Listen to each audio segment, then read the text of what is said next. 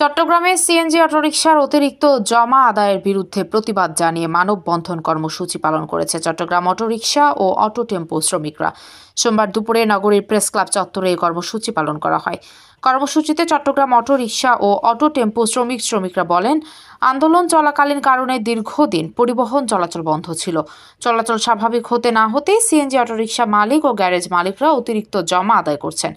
সরকার দৈনিক জমা 900 টাকা নির্ধারণ করে দিলেও কিছু অসাধু মালিক ও গ্যারেজ মালিকরা চালকদের জিম্মি করে অতিরিক্ত জমা আদায় করছেন। হুঁশিয়ারি উচ্চারণ করে শ্রমিকরা বলেন, আগামী 10 দিনের মধ্যে অতিরিক্ত জমা আদায় বন্ধ না হলে নগরীর গ্যারেজগুলোতে তালিকা তৈরি করে আবার অবস্থান কর্মসূচি পালন করা হবে।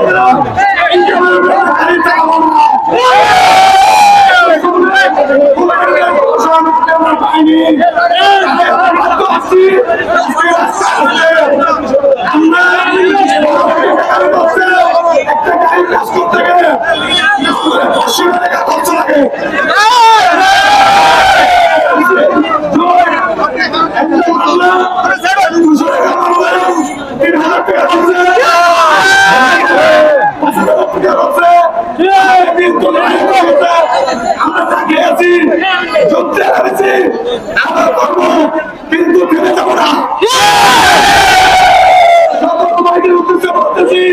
যুদ্ধ চলছে, চলবে।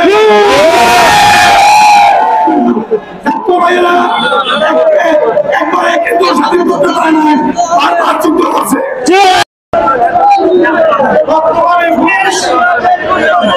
আমাদের কায়দাদেরকে ধরে নিয়ে ড্রাইভিং করছে, অত্যাচার করতেছে। কেন অত্যাচার করবে? আমরা